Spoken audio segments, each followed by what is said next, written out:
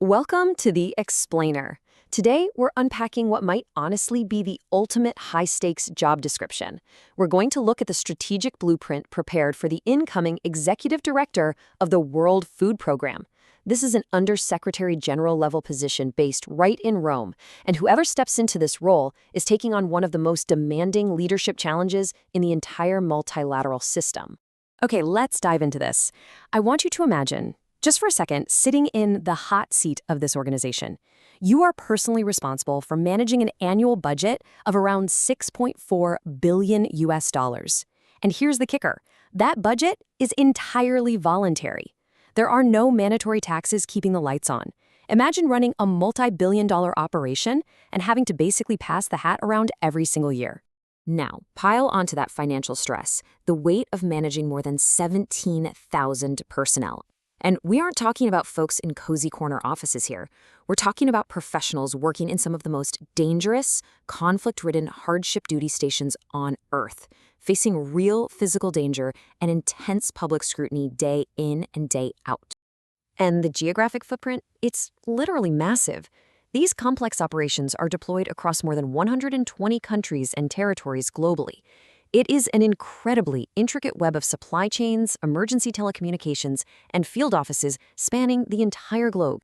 But honestly, all of those numbers kind of pale in comparison to this final, staggering figure. Under this leadership, the organization directly assists more than 120 million vulnerable people. To put that into perspective, these are human beings facing the immediate, life-threatening realities of hunger, displacement, and severe climate shocks. So, to manage an operation of this sheer size, you can't just rely on charisma. You absolutely need a flawless strategy. And this is the exact blueprint we're analyzing today. The ultimate global leadership role: saving lives and changing lives, navigating politics and funding, technology ethics and localization, and finally, the first 100 days. All right, let's start with Section 1, the ultimate global leadership role. This position sits right at this intense intersection of humanitarian action, development, peace, logistics, and high-level diplomacy. As you can see from this quote, the job is simultaneously practical and moral. You have to keep the trucks moving and the budgets balanced, all while fiercely defending strict neutrality, human rights, and the fundamental obligation to reach those at risk. It's a role where operational logistics and human dignity are just completely intertwined. Let's move to and see how this builds into Section 2. Saving lives, changing lives.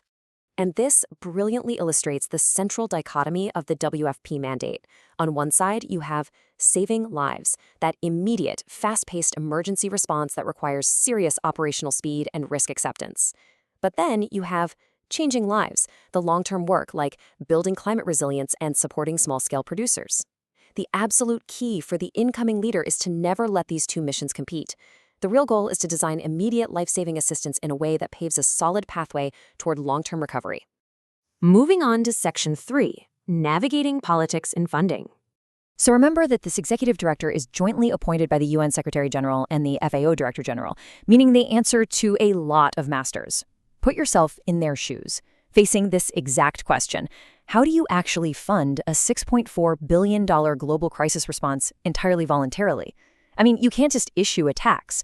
You have to constantly prove the organization's credibility, its transparency, and its absolute value for money to the international community. Well, survival relies entirely on diversifying those streams. You can't just rely on traditional donors anymore. You've got to engage emerging economies, international financial institutions, and corporate partners. And you know what I found really fascinating in the source material is this. A strategic leader knows that poorly timed or overly restricted funding can actually paralyze a crisis response just as severely as having no funds at all. Flexibility is just everything here. Okay, Section 4, technology, ethics, and localization. So, the crucial point is that when we look at the operational mechanics of how aid is delivered today, the incoming leader has to be a major champion of innovation. They are explicitly tasked with overseeing cutting-edge tech like artificial intelligence, but they can never, ever let tech drive the strategy without strict, unyielding ethical controls. The digital tools absolutely have to serve the people, not the other way around. It's an incredibly intense balancing act. Just look at the pros. They're pretty obvious, right? Technology can totally revolutionize vulnerability targeting and make supply chains hyper-efficient. But look at the risks. If managed poorly, this exact same technology can expose highly vulnerable populations to surveillance, algorithmic bias, and a devastating loss of community trust. The leader has to walk this tightrope with absolute precision. But right alongside that technology is the very real human element on the ground. WFP collaborates with over 1,000 non-governmental organizations annually, and the strategy makes it very clear. True localization isn't just treating local NGOs as cheap outsourced contractors, no way. It is a genuine shift in power and capacity. The executive director must act as a facilitator, stepping back to enable local actors to take the lead whenever it's sustainably possible. And that brings us to our final section, Section 5, the first 100 days. So how does a leader actually begin a 5-year term without being instantly overwhelmed by all this complexity? Now, what's really interesting about this slide is that the first 100 days are absolutely not about sweeping, chaotic changes. Actually, scratch that. It's more about structured listening. Day 1 starts with building psychological safety for the staff, and it progresses calculatedly to mapping out risks, right up to making visible, evidence-based commitments by day 100. Once you're past those initial 100 days, the long-term vision really takes over. The executive director has to deliver on measurable impact, robust digital safeguards, and mobilizing resources. But crucially, they've got to foster a leadership culture that fully models the UN values framework. That means zero tolerance for misconduct, zero tolerance for fraud or harassment, because ultimately, staff who are protected and respected are far better equipped to protect and serve others. Because really, when you strip away all the logistics, the billions of dollars in budgets, the data governance, and the high-level bureaucracy, this quote just hits the nail on the head. The ultimate metric of success for the World Food Program is human dignity and survival.